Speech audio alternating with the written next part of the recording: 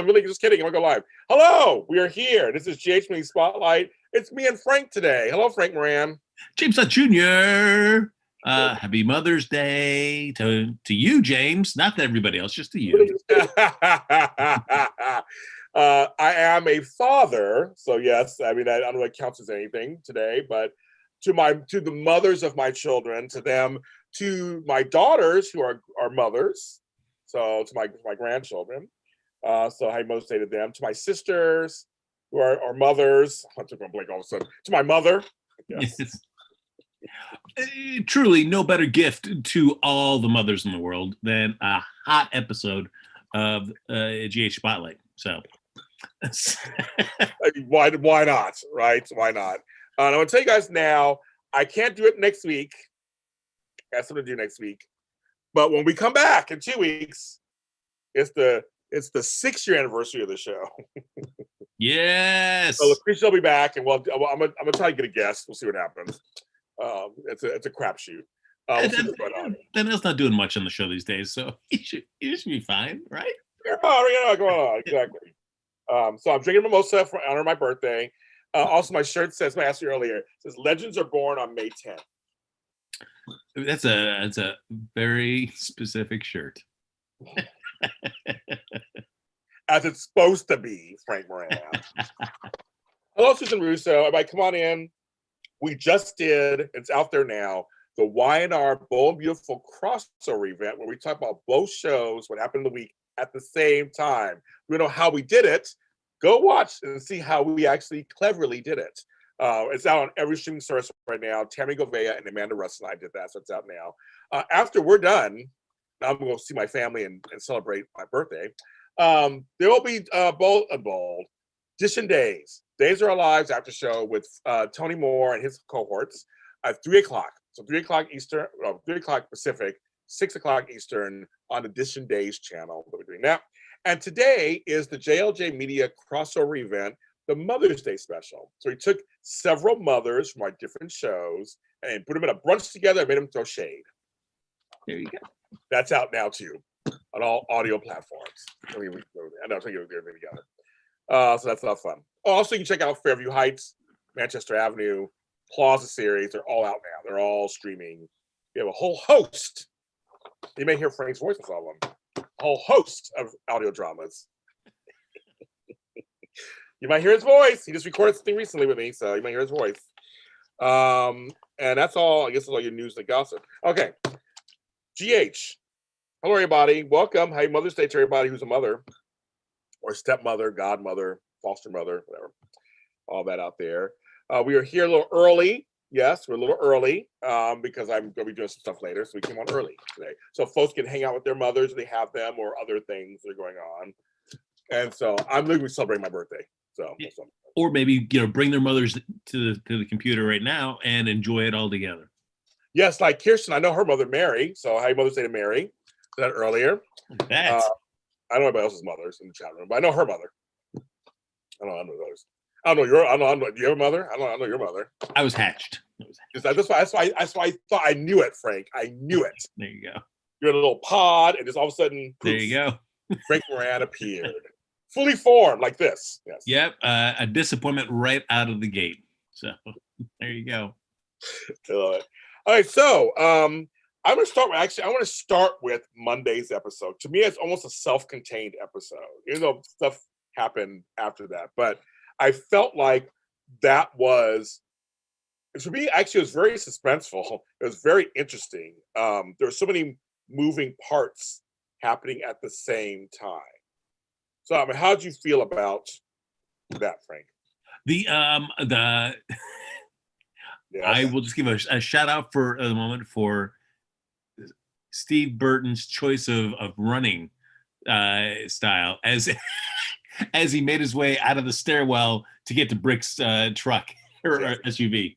I was like, man, he's really pumping those arms. Yeah, he was. He was working it out. Yeah, it was interesting, and I know we like even Lucretia last week had mentioned about like Britt not realizing that Cyrus's goon was working for Cyrus and not Carly and Jason. So yeah, I mean, it was interesting that Jason was able to make it all the way down and all the way back up Yes. to Britt's office with a stab wound in a matter, it seemed like, of seconds. Yes. That boy, his cardio is mwah. I agree. I was like, a little fast, but I'll suspend belief just because I want him to save Britt, of course. So there was that going on. You have Carly and Spinelli trying to watch everything, because she has a date with Destiny if he don't come out, he don't come out. And then it was like Cameron's there, and Cameron's pissy. So you have that playing over here. You don't know exactly how that's going to work. Plus the goons. Plus, I mean, there's all this stuff going on. And Jordan is there. Of course she's there. I laugh. I say, oh, of course she is. Of course she's there. Of course. So it's like all these parts that are going on in the hospital. It's like, so they really been focusing on the hospital recently, and that's why I kind of like that. So there's all that was going on. So it's kind of suspenseful. Britt almost gets stabbed, but Jason saves her. Cameron, I thought actually Cameron, so he did fire the shot. I guess we learned that later. He did fire the shot, but that wasn't the shot that hit Jason. Wait, did he fire a shot? I don't. Like it happened so fast. Because I don't think they had any gunpowder residue on his hands, so somebody else fired the shot.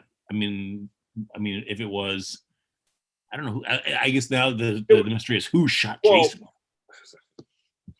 Like we said, JR.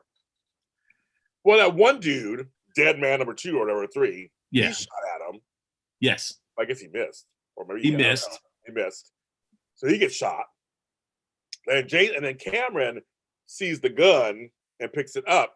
I thought I would swear. They showed Jason going off with Britt to get a car and get shot in the back, or it was obviously the side. Yeah, I don't know, the back. It was the side. So maybe you're right. Everything was happening so fast.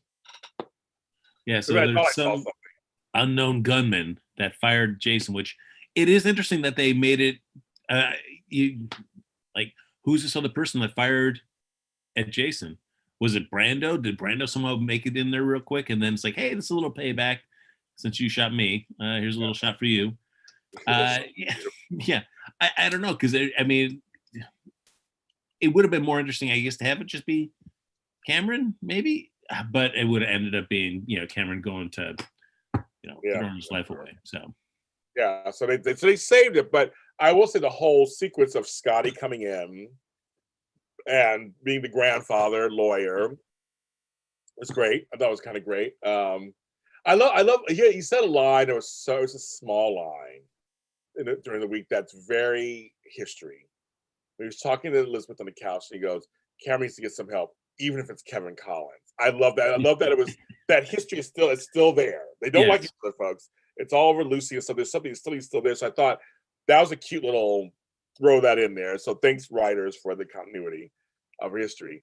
But I like that he came in and was like, "Okay, Cameron," and Cameron, of course, hot-headed. I didn't do it. I didn't. Just calm down. Let me handle this. Liesl walking around like, It's kind of like she's pissed too. Kind of. She's like, "Where's my daughter?" Yeah. Like, where's my daughter? Like, okay, this is all cute and all, but where's my daughter? And the whole thing and it was kind of realistic. People were thinking, well, did he take her? Did he take Britt hostage? Is she not? So certain folks were like, no, he didn't take her hostage. And someone was like, well, did he? Like, I thought that was realistic. You don't know if he did or not. I mean, no one knows the plan. It could have been possible. But then they're like, she's a doctor. She'll take care of him. So I'm like, so if she's a hostage, she's a doctor? It's okay. It's like, it'll be okay. Like, it was a weird way of thinking. But I'll give it up for Liesl. I think of everybody, she's been the best with Cyrus to feign oh yes, absolutely, a very cooperative and appreciative exterior, while she's like, if anything happens to her, I'm going to cut you. She did say that. She did say that. All right, so no, Liesl's not dumb. That's what I'm saying. A Liesl Cyrus thing would be very interesting because she's like, okay, I know what's going on here. Okay, I know what's going on here. She's seen people like him before. The thing is, I like the character. I like, I think his name is Jerry or Jeff, who plays him. I like Cyrus, but in a way, I think he's a little too big for his britches because he thinks he's all that, and he's got away with stuff. But then people like Liesl have been just probably before you were, maybe it's been around a long time, and done some evil things. So I'm always wondering these little villainous shakeups. Like how would they turn out if they actually went against? So it's because like right now everybody's against Peter and Cyrus. Mhm. Those are two folks that everybody's against on varying degrees. That's what this has turned into. I kind of like it. Actually, I kind of like it. I'm kind of curious who's going to take which one down.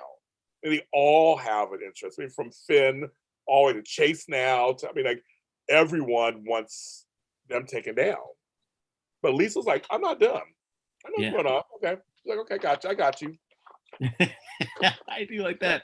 Oh, it is great. And even just like a little brief moment with Sasha and Cyrus, where she will still like just call Cyrus out, like, nah, no, I would never take anything that you had to offer.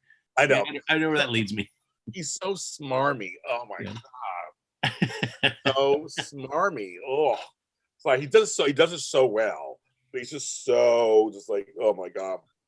I just can't believe you. So Finn tells Elizabeth all about Peter. So that's going on sideways with Cameron. I'm glad that finally by the end of the week they Cameron found out, because it was just like all these other people know, and like, hey, how about tell the guy that's like really angry and mad about it and screaming about it all the time. Right. And did you care about his conversation with Joss? There are parts of Cameron that I enjoy. There are other parts where he needs to show anger that I find kind of not as great. So and now then to go on to this the scene with Jocelyn, where it's like, hey, no, I'm sorry, but you still picked up a gun. Like, all right, geez Louise, okay, give the kid a break. That's what he said. He's like, okay, I can't get a break. Yeah. Oh, I mean, she's like, I mean, he had your attitude, Frank. He was like, I picked up a gun. Yes, I did. I admitted it. Yeah. I'm sorry. He was like, Oh, so next. I gotta admit, I care. My interest in the teenage storylines right now is pretty low. I really don't care about Jocelyn's ankle and college troubles. I don't care now. I mean, now that Cameron knows that Peter's the person that killed Franco, is he going to be just like he was towards Jason, towards Peter? I mean, Cameron has really shown no ability to kind of play it cool in the short term for a long-term benefit. And then you've got Trina, snooping away at Curtis's club, watching her mom pull off his ring. So I don't know about any of this. Yes. There's a. Well, I mean, the thing about Cameron, because they really have they've given a lot of different storyline. They give him a lot of different things. So there's a lot going on. I'm curious to see where they smooth it out to, because he has like the Franco stuff, and then he has it's Josh stuff, and then then he's like he's fighting with his mom. Like this, I'm just curious. Yeah, I'm curious what they're going to do with him. Kind of smooth him out a little bit. He's a little team too much for me. He's a lot of Cameron going on. And you're right. Will he go after Peter? I mean, I think now he's gonna feel like Peter's the one, and Peter's really dangerous. And that's kind of so I don't know. I don't know that either. Yeah, I mean, I guess it makes sense that Cameron shows up in the middle of that whole escape attempt from Jason. I just don't know if I walked into a patient's room of somebody I really want to chew out some more, and I see an unconscious guard. Am I immediately going to think I got to go in the stairwell, go all the way down to the basement? Am I going to immediately think of that, or like, hey, maybe I should just tell somebody, a nurse or a doctor, that the patient in this room is no longer here? I know. And so far, the chat room is a lot of them are calling her Carly, calling Josh Carly Jr. They don't really care so much. And the story is part of the storyline. So, yeah, I don't know. I mean, it's I mean, let's just see what they continue, because they've made him a major character. If you think about it, at this point, I mean, he's a legacy character of sorts. He comes from Elizabeth, but they made him a major character now. So yeah, because I mean, and there's even the scenes with Jocelyn and Jax when they get back to Jax's house, and he's like, hey, you can talk to me. Oh, wait, how many more times do I need to see the scene of like, why don't you tell me what's really going on, Jocelyn? I know. Like, oh my gosh, you know what? I don't care. Well, I did laugh when Connie was just like, okay, everybody was walking like, okay, you're banged up and you're banged up. Like, what? Who said, were you guys in a bar fight? I forgot who came in and said that. It was hilarious. It's like, were you guys in a fight? And they both just like banged up, just like bruised. It's like, it is kind of funny. They both like just messed up. Yeah. My friend said that. He came in. It was like, "You guys in a bar fight?" I think it was Dante, right? Yeah. But I think it was Dante. It was Dante. Right? I think it was Dante. You guys want to fight like that? And he was like, "No, like okay." But they both just banged up. They both. She's limping. His arms. It's kind of funny. Like they both like they were banged up. I did chuckle on that. I want to mention because on the other side of this, they're trying to, Ava and Carly and they're trying to work together. So they're supposed to have a dinner party at Windermere. Well, Laura couldn't keep her cool, obviously. I was laughing, actually. I mean, it was good, but I was kind of, because it was just like, okay, girl, you couldn't even do a dinner.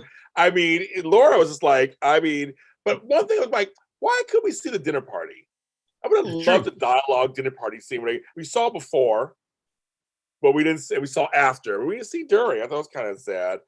But when Laura goes off on Cyrus, because when he starts talking about Spencer, he just yes. I don't know what it is about Cyrus, whether he intentionally likes to just push it a little too far, just to, hoping to get either people are going to just like go along with me, and so I know that I'm in some kind of position of power, or they're going to get angry, and then I can just start throwing up all, do a bunch of whataboutism to them. So I don't know what Cyrus's agenda is in moments like that. No, I don't either. But he brings it up, so when you say that, he says it so smarmily. It's not even a word. Yeah. Smarmily. He says it, and so now, of course, you get reaction on people. Nicholas starts to buck up a little bit. Laura's like, excuse me. He's my family. He's my great nephew, and I see a lot of him in me. Oh, of course he said that. But Laura, though, and Kevin was standing like, okay. And then Martin's there. First, Martin confronts Nicholas. I'm like, oh, okay. I really like that a lot. Me too. It was about time. He had to say something. This is the first time together. He had to say something. And Nicholas like apologized, but he was like, I had to do what I had to do, so to speak, kind of thing. And Martin was not thrilled with that. He was not amused. He was not amused. Yeah, no, and I feel like, as we've talked about before, that Martin is certainly the one that is like the most weakest to find in terms of this whole family dynamic and stuff. So I'm glad that he had a moment like that with Nicholas. Yeah. So I mean, and he is not somebody just to be walked over.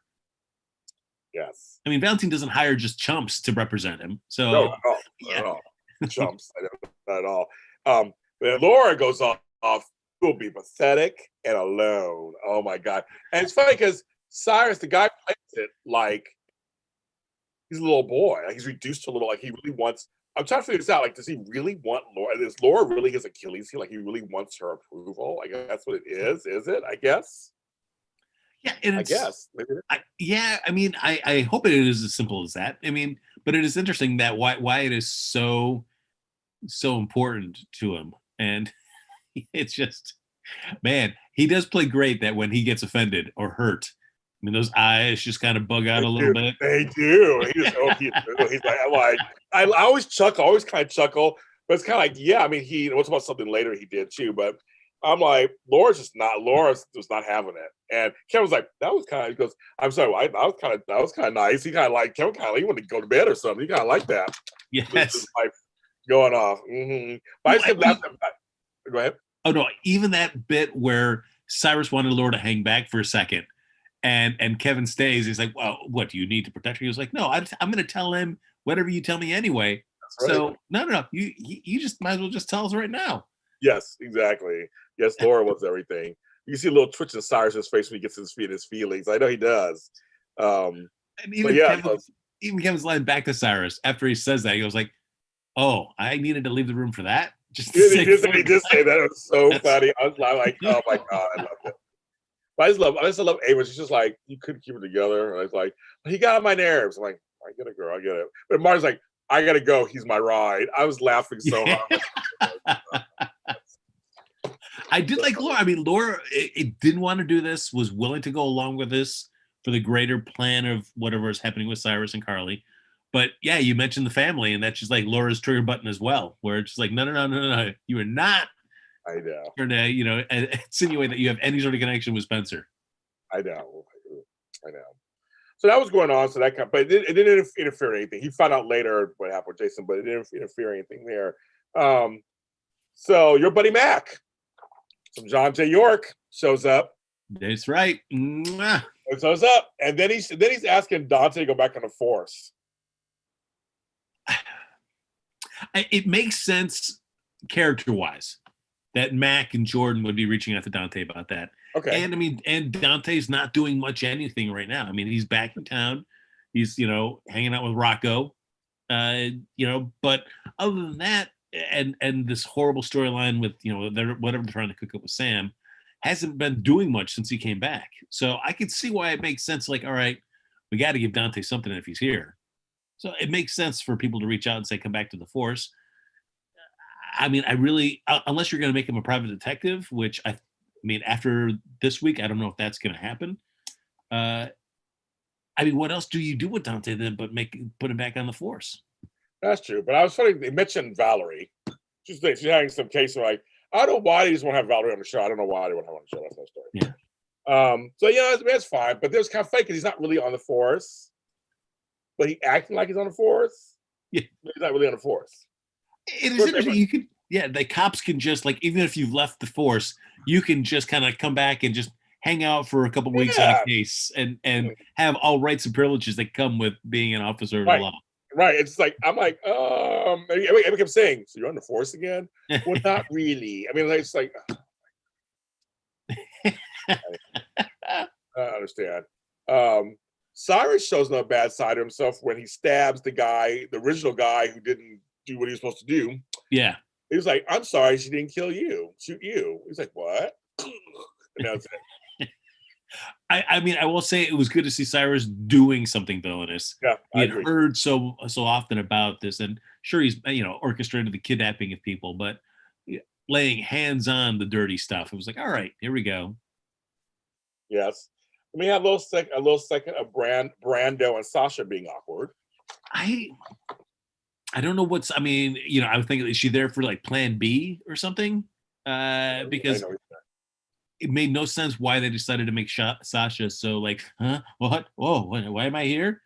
Like, way to play it cool, Sasha. I know. You're in a hospital. Right, and she went to go see Chase, but that was awkward too. It's always stuff's awkward. I mean, I don't know why they're making.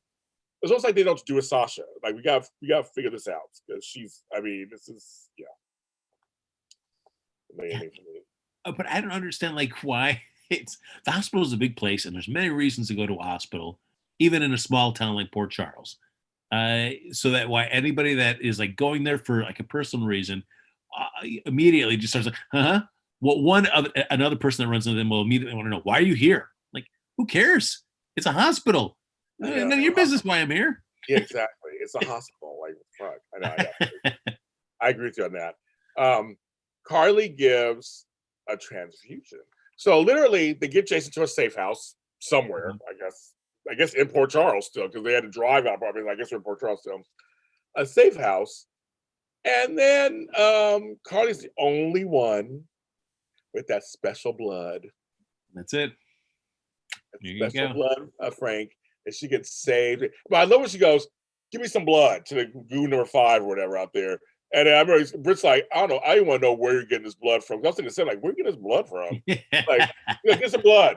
And the guy goes, on it. He like runs off. I'm like, where do you go get blood? I don't understand what that means. Right. I mean, the mob blood bank. You don't. Oh, that's okay. I wasn't sure. It's like, we need some O negative. Thank you. We'll take some of those. I'm like, it's just kind of like blood now. Got it. We need Carly. So Carly saves her man. Yeah, and I mean, we also get bonus of Brick assisting Britt. Oh yeah, yes. It was an operation. Scrub in Brick. I was like, oh, Brick's not doing surgeries. It's like assisting on surgeries. Oh, okay. It looked pretty real, though. I'll give points to that. It looked pretty real. I mean, there was with Britt doing the sutures and everything. I was like, oh, okay.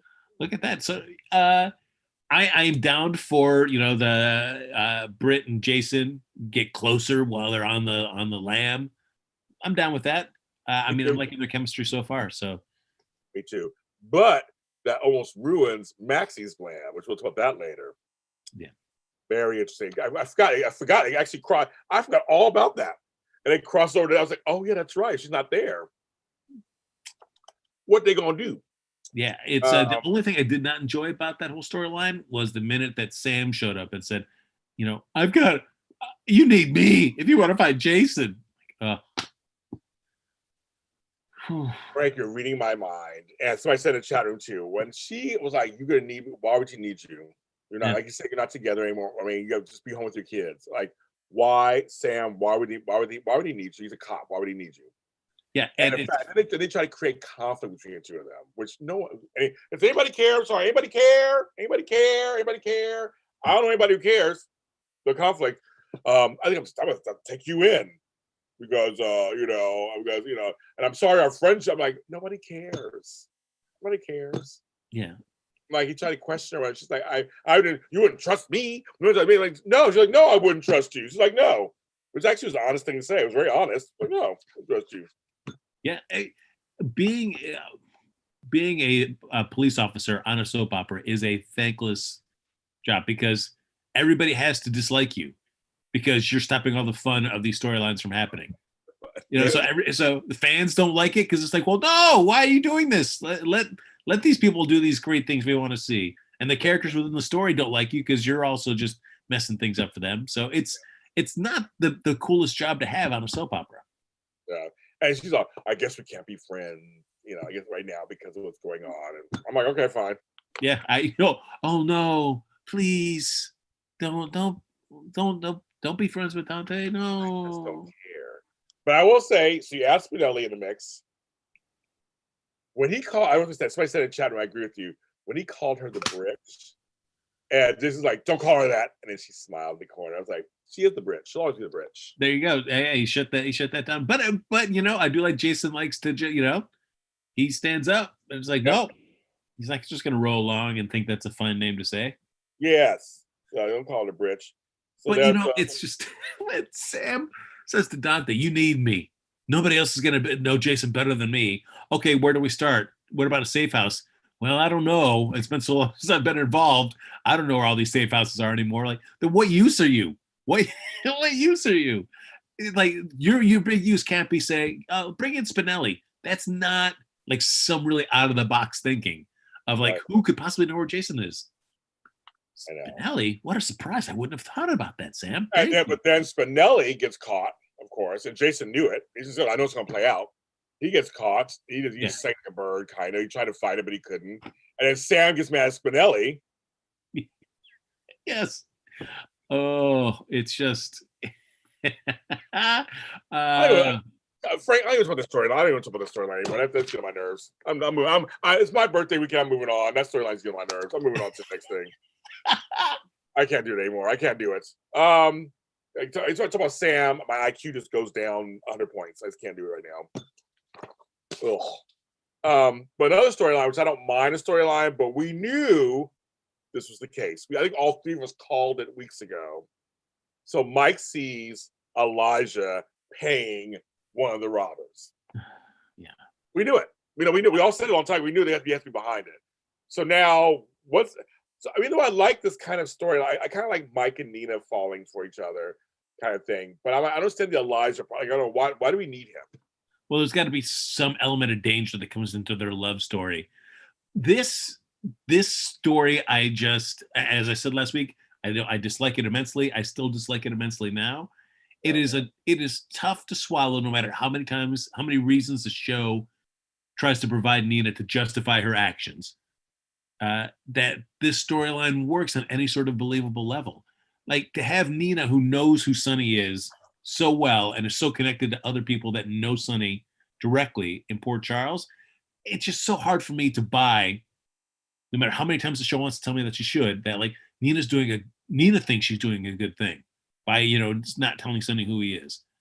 It is one thing if you had a character on canvas that had really no ties to Sonny, no ties to really anybody else in Port Charles that knew Sonny, and discovers that, oh, wow, hey, this guy is really Sonny Corinthos. And then the struggle becomes like, well, do I tell this guy? I mean, I really don't know him. Right. But it just seems you can't make me believe that somebody who knows Sonny this well and knows the people around Sonny so well would keep this a secret. And so it's hard for me to buy into the story at all. I mean, that's what they're doing right now, Frank. Yeah, I mean, it's what they're doing. But Yeah. I'm just like, for me, it is just you hit the gas with whatever's going on with Elijah, because I do not care. I do not care about the storyline. They're all preach Frank in the chat room. Yeah. Yes, no, I mean, I don't mind the storyline so much. I'm just the Elijah part where he's asking Nina out, and she's kind of like, yeah. There's an ulterior motive. I'm just wondering why he hates Mike so much. Like, it's a forced thing. I mean, it's like it's not. I don't know. Well, because I guess Mike keeps calling him out on stuff, so he doesn't trust him. I am just waiting now. It seems like we're on a countdown to Trina back in Port Charles, either eating the sauce with somebody from the Corinthos family that she brought back from the Tano, or they froze some of Sunny's sauce in the freezer and they thaw it out and have a pasta dinner, and Trina's there and she eats it. And she goes, oh, wait, I've had this sauce before. I feel like that I'm just waiting for the sauce. Shonda just said that. Right? What guy? You're saying that. Shonda goes, the jar of sauce given to Trina might move it along. Mike's secret sauce. I was excited until Jocelyn said, oh, I can't have carbs. I can't. I understand, Josh. I'm doing the same thing right now. I understand. I'm trying to lose weight. I understand. No carbs right now. I get it, girl. I do. But yes, I did laugh when she said that, though. I did laugh. Yeah, I don't care. At least for me, like if somebody, even if I'm down in the dumps and somebody says, oh my gosh, I had this sauce. It's fantastic. I get some breadsticks. I don't care. I'm going to try the sauce. It's supposed to be so great. Sure. I love it. I do. I love it. The sauce and bread, the sauce, you can do bread, you can do carb balanced tortilla. Like that, Frank. Okay, so the scene that everybody seems to agree and like, that in the chat room we did talk about it earlier, online. I mean, I've seen almost universal praise. Even folks who say I don't even like Carly, but I love this. It was the five families meeting. There was some great Cyrus. There was some great stuff happening in that meeting. Yes. One, just the pace of the scene, the back and forth between Cyrus and Carly, where a lot of the other mob bosses, all they would do would just kind of be like, and then turn, and then listen, and then turn. That was all they would do. Oh, like, boy, guys, you really set yourselves up as real power players here in Port Charles with your inability to offer anything else into these scenes other than just like looking and nodding and looking and nodding. Mm-hmm. I did. And as we wrap it all up on the in that scene, as they all start paying their respects to Carly as they're leaving, and then we get the scene between the other woman mob boss. Yeah. Oh yes. Who did some incredible eyebrow acting. Oh yes, he did. He did. Yeah, those eyebrows. What was going on? Like, who talks like that with their eyebrows going up so many times in a sentence? That was bonkers. But what did you think of that scene? Was Carly as done a burgeoning mob boss everything you wanted it to be? It was. Actually, it was. I thought it was about time. I thought they dragged this on forever. We talked about on the show forever. Like, get to the five families, please. Literally, the scene was like, what, 2 or 3 scenes in 20 minutes? Like, it was like, we waited for all that. But it did, for me, it did deliver. Again, the guy, Cyrus, he was butt hurt. He tried to move his weight around. And when he saw that she was in charge, he acted like a little baby. Like, it was like a little baby. And when the shipment thing happened, well, it's funny. When they first came in and all their guys had guys. It was like, yeah, his mob, his goon, Brando was there. Everybody had their goons, just in case something happened. But Carly sinking his ship or shipment, he was pissed. I think he just did a great job playing pissed. But he was like a little, like you saw his eyes come out. It's like he's like a little puppy dog, like, come on, everybody, like, don't like her, like me. That's how it kind of felt like. It made me laugh a little bit. But I thought Carly, I thought they did great from the entrance on with the shoes, the white outfit, the hair. I thought it's about, and you could tell she was nervous. That's how she played it, of course. She was a little nervous, but she had to show them something. She couldn't really, to me, in a way, it was a great message to women. I can't rely on Sunny, can't rely on Jason, can't rely on anybody else. I gotta do this. When she's probably in over her head. Yes, I mean, sure, it's Carly we're talking about.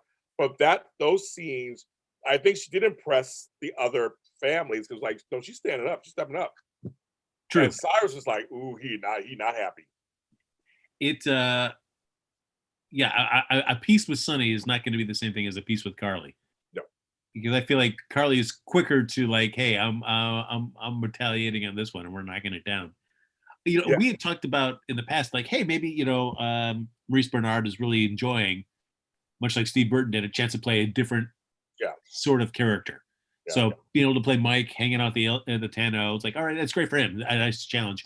But yeah, this is also a different change of pace there for Laura Wright too, where it's just taking Carly in a really different direction.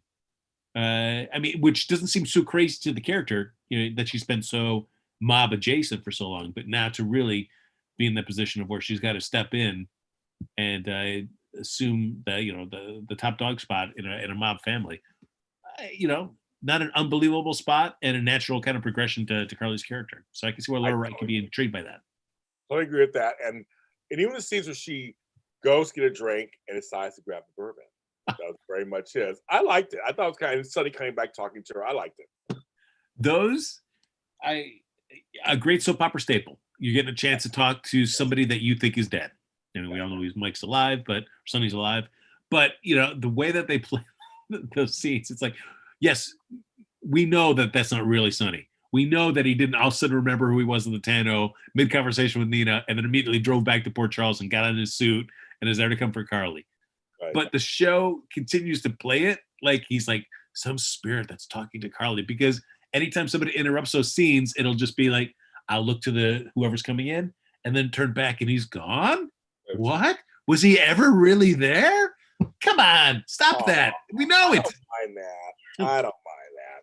No, I don't bother me. I thought it was cute. It was fine. There's symbolism in there. But someone brought a point. Maurice Bernard did say, yes, he's enjoying it. It was on Twitter. And then Laura put out a statement. Laura put out a statement. Stay tuned. More is coming. Stay for the ride. But I mean, I looking at Maurice, it looks like he is having fun. Like he really is enjoying it. Like he really has it. So I mean, well, I'm glad somebody is, because I'm not. But get the bell on that one. Mm-hmm. Is that what we've come to now, where actors now have to release on social media like a statement saying, hey, no, I'm not in the doghouse at GH. This is really something I'm enjoying doing. So everybody dial it back and just wait.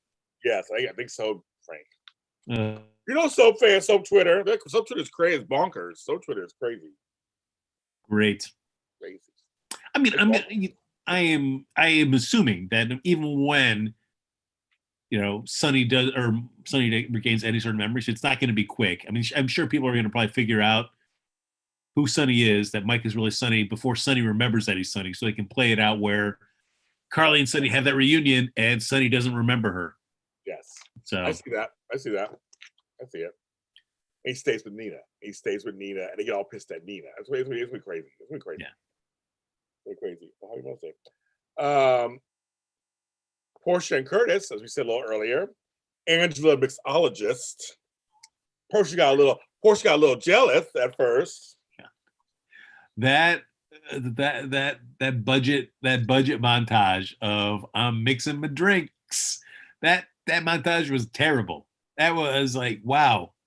There's a difference between a primetime TV show or a film shooting that montage, and then the way the GH shot it.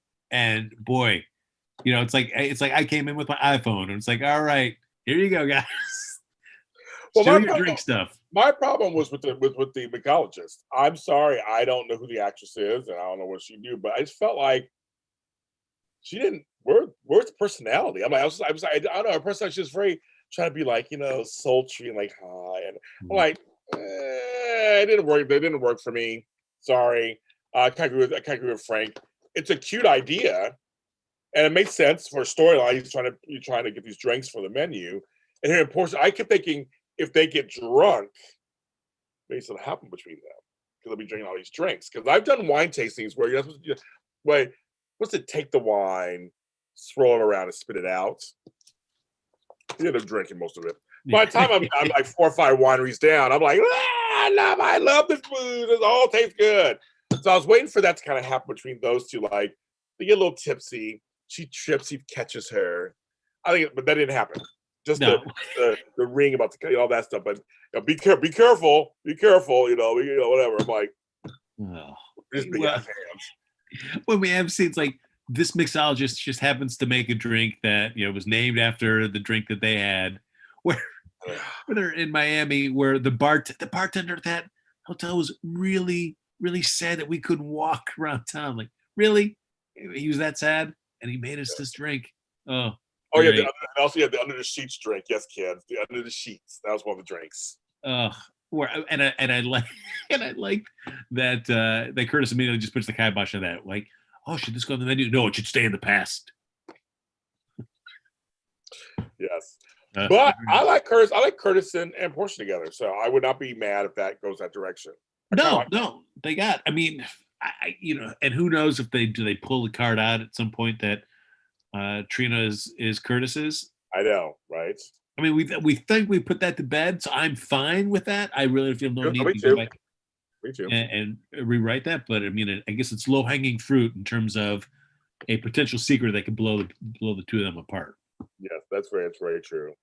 And I don't know what is to be meant by like Trina coming in and watching that whole that scene coming apart, because it wasn't like they were flirting or anything like that. I mean, she already had her scene with Jordan talking about the marriage falling apart. Yeah. But I to Trina looking so concerned during that scene, I'm like, we already know it's over. You can just take off the ring. Yeah, because she had that nice moment with Jordan, of course.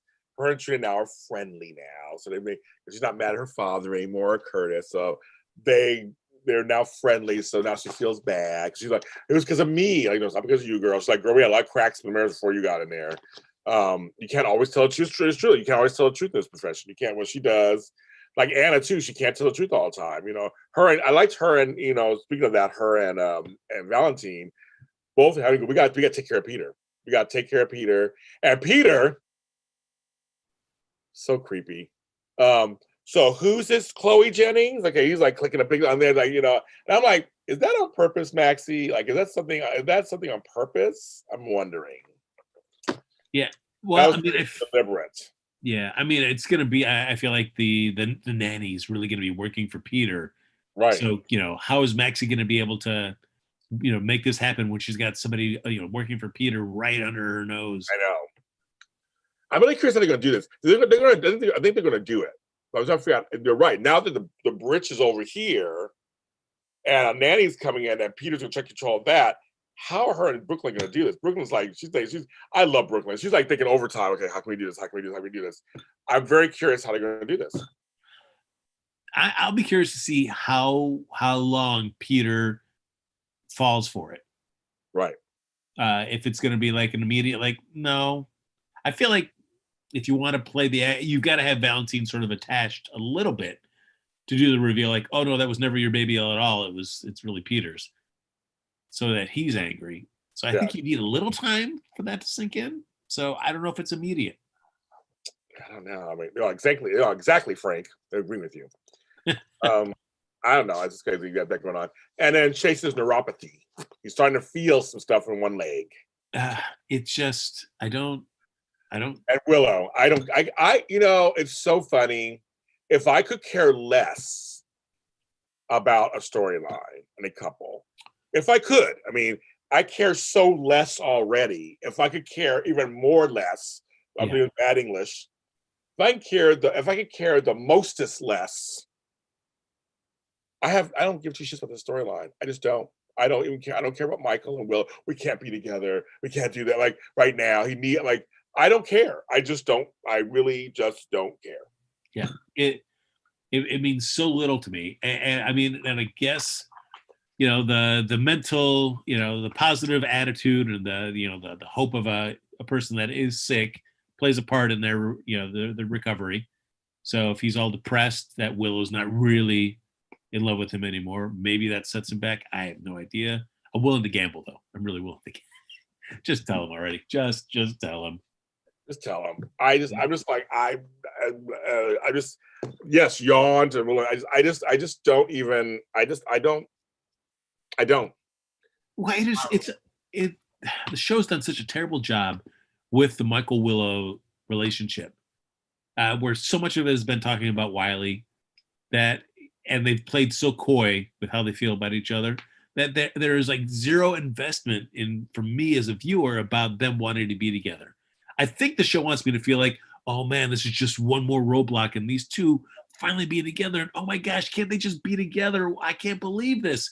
And yet the show has not laid any groundwork for me to feel like that at all. They've dropped the ball so many times on these two that now I don't care. I don't care if they get together, if they don't get together. It means zero to me. Yeah, I just don't. I don't have that much sentence to say about as you just did. I just don't have. I have nothing to give. Yeah. That's how I feel. Yeah, it's disappointing though for a genre that's supposed to do romance, can do romance very well, and that is certainly a core part of how you drive stories and keep people engaged. That it's just dropped the ball so horribly on a lot of relationships. Michael Willow being like the top. Yeah, it's that's tough. Yes, Jason getting shot once again is tough. He's always getting shot. He's a Teflon Don. He's always getting shot. I just think, but for that storyline though, it was to get Bridge and them together, and I'm fine with that. They have chemistry at least, thank God. Yeah. But Willow and I'm not excited whatsoever, not at all. I mean, the actors are fine actors. I love me some Chase. I love me some Josh Swickard. I like him better with Finn. I like him better with other stuff. I like him and Brooklyn being friends. I like all that better. These people are the most boring people on earth. I mean, they're just like Willow and Michael are so boring. Even when Michael had a scene with Carly, he was a little better. I mean, that's like them together. It's Snoozeville. It is snooze. I'm like, yeah, that's it. I mean, it's a shame because I mean, you set up Michael as like taking over Aurora Media, running it for Sam, and yet nothing's come of that. I mean, it was just like a place filler to like. Yeah. Don't worry, guys. When Michael's not on camera doing really boring things with Willow, he's really doing stuff with Aurora. We'll never show you it, but just relax. Right. It's okay.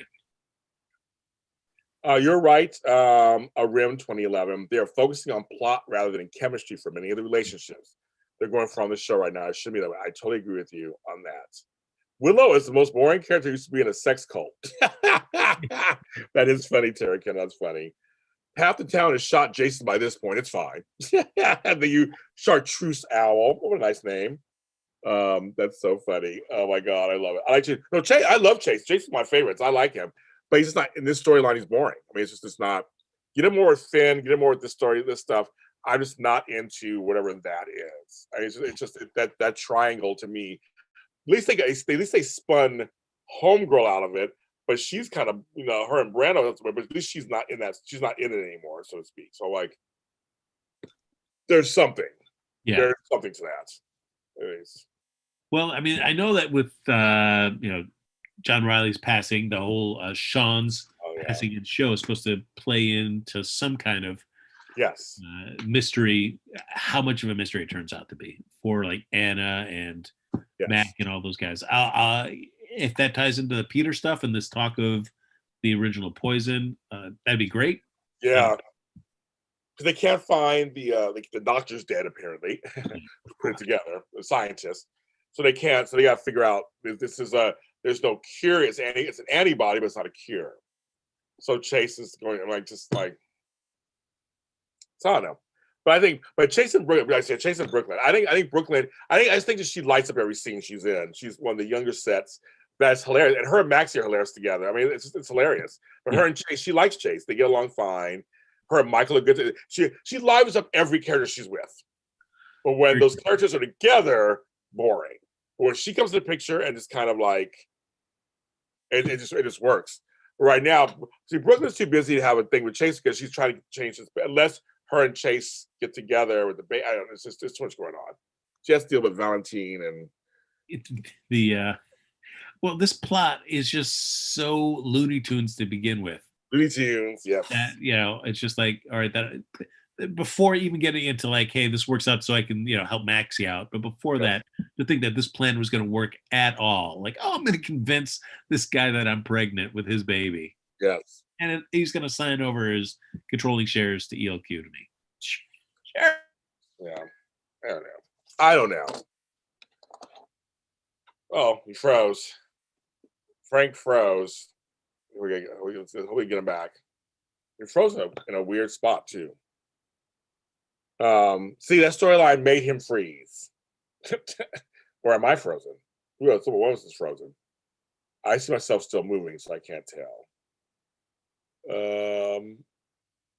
This is technology, folks. And I've had a couple mimosas because it's my birthday. So I think you guys are telling me, hey, birthday. I'm wearing my shirt.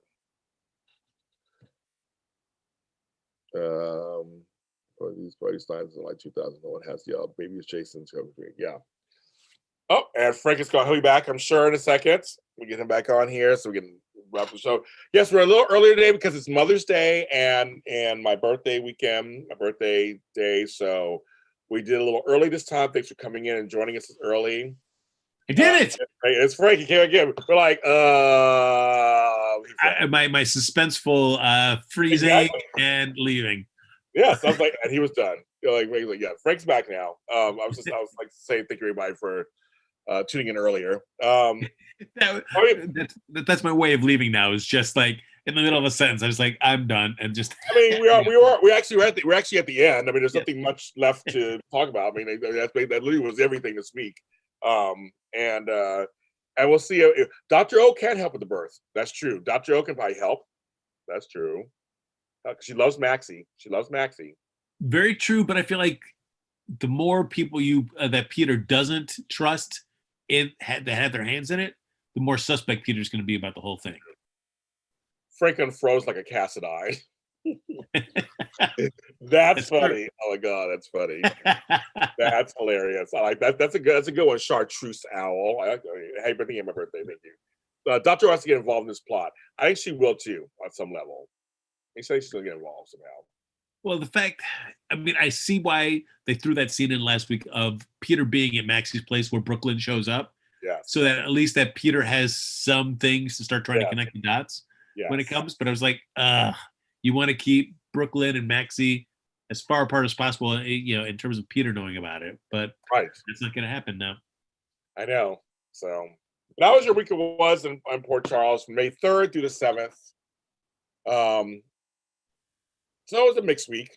Some good stuff. That's not good stuff. Some boring stuff. But next week we'll not be here. We'll be back in 2 weeks. We'll be back. And I'm very I haven't gone online yet. Some people guessed some birthday stuff for me. I haven't been on there yet. I haven't been on there. I will look online shortly. I'm going to go off and celebrate my birthday. I did Mother's Day yesterday, so I'm going to celebrate my birthday. Because tomorrow I have shows all day tomorrow. I'll be working on my birthday. Look at you. You're giving the gift to all of us. No, Frank, just how it fell. It's how the shows fell. It's a finale of one show, and it just kind of fell that way, Frank. I didn't mean to do it that way. Well, you can have cake at on every show now. So you just get yourself like 8 sheet cakes and have them lined up in each one. Well, no, here's the thing, Frank. Sprinkles Cupcakes is giving me 2 free cupcakes. So I'm going to go to Sprinkles today and get my cupcakes. Smart thinking. They're small, Frank. They're small. That's true. They'd have 3 or 4 of those. Like a slice of cake, right? That's something like that, right? Good to hear Frank's take on the show. He's been quiet lately. Frank, quiet? Me? What? Yeah, Susan Russo said. I'm like, you've been quiet? He's never quiet. All right. Okay. Well, she likes your take this week. So, I mean, I don't know. Somebody did something different this week, I guess. I appreciate that. I'm going to give more of those hot takes then. Thinking, that's why I'm like, okay. I'm like, sure. Frank, tell me they can find you on social media. Find me. Which clearly I'm not doing a good enough job on my hot takes. I'm going to get my hot takes going, but follow me on Twitter and Instagram at HappyGoJackie. We're on Facebook at GH3 Spotlight and JLJ Media all over the place. You can find me where all James Lott Jr.'s are sold at James Lott Jr. on social media platforms, including TikTok. But we will be back in a few weeks. Everyone, please be safe. Be careful out there. And we will see you next time. Eat a cake in honor of James tomorrow, everybody.